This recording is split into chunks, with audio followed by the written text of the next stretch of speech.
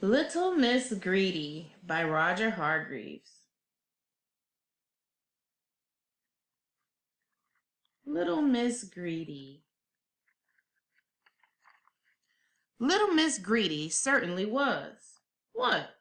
Greedy? I'll say. As greedy as a giant. And giants are really very greedy indeed. Little Miss Greedy lived in Cherry Cake Cottage. One lovely summer morning, a Monday, little Miss Greedy awoke earlier than usual. She felt rather hungry, and so she went into her kitchen and cooked herself some breakfast. Some breakfast indeed. Sausages.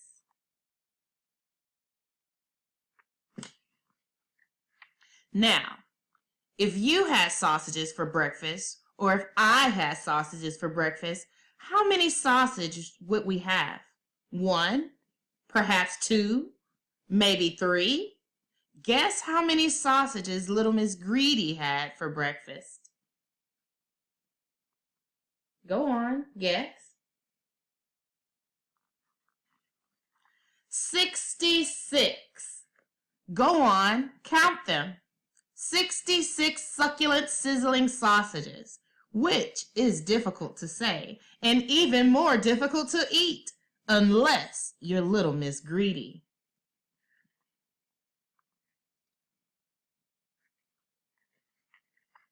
Little Miss Greedy cut the last sausage on her plate in two and popped one half into her mouth.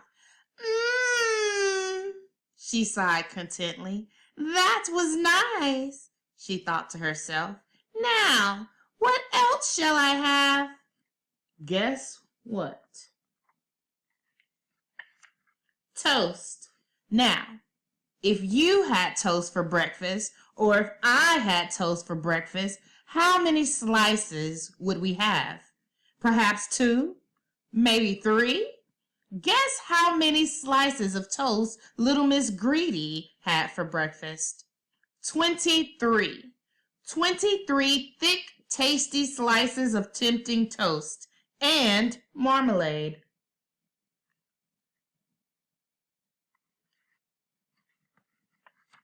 Just as little Miss Greedy was licking the last crumb of the 23rd slice of toast from her lips, there was a knock at the door of Cherry Cake Cottage.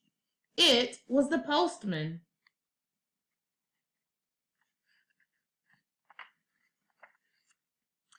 Letter for you, little Miss Greedy, he said cheerfully. Oh, good, smiled little Miss Greedy, for she liked when somebody sent her a letter. Would you like a cup of tea while you're here? She asked. I'm going to have one. One indeed. Just look at the size of little Miss Greedy's teapot. The postman had one cup of tea and a chat, thanked little Miss Greedy, and left. Little Miss Greedy poured herself another cup and another after the 11 other cups she'd already had, and opened the letter. It was from her cousin, Mr. Greedy. Dear little Miss Greedy, he had written. He always wrote to his cousin this way. Next Wednesday is my birthday. Please come to tea at 4 o'clock. Little Miss Greedy was delighted. She hadn't seen her cousin for quite some time. And there he is. Wednesday was a lovely day. After a light lunch, I'll tell you what later, little Miss Greedy set off in her car to drive to Mr. Greedy's house. But before she set off, she put something on the back seat of her car. Something large. Mr. Greedy's birthday present.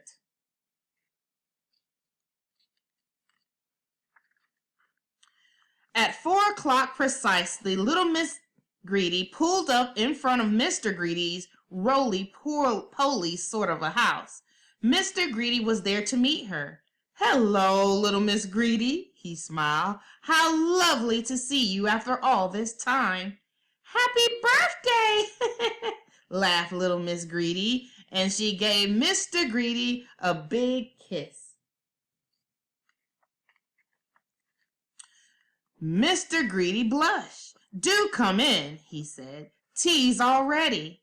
Little Miss Greedy was following Mr. Greedy into his house when she remembered something.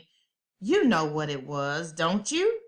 That's right, Mr. Greedy's birthday present. Wait a minute, she said. Can you help me lift something out of the back of my car, please? She smiled.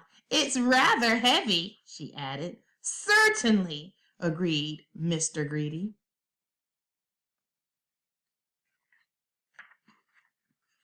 There, on the back seat of little Miss Greedy's car was the biggest birthday cake you've ever seen in all your life.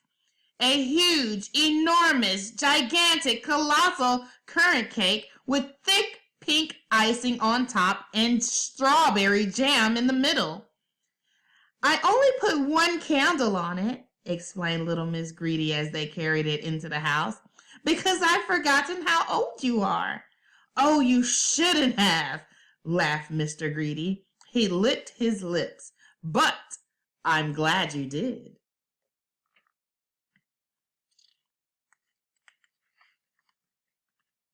I baked it today, said little Miss Greedy, and then she chuckled.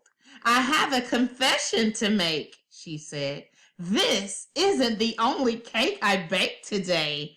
The first one looked so delicious, I ate it for breakfast. She chuckled again.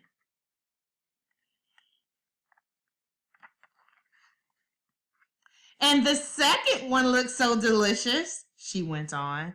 I ate that one for my lunch. Mr. Greedy grinned from ear to ear. Time for tea, little Miss Greedy, he said. The end. Don't forget to like and subscribe to our channel. I hope you're having fun.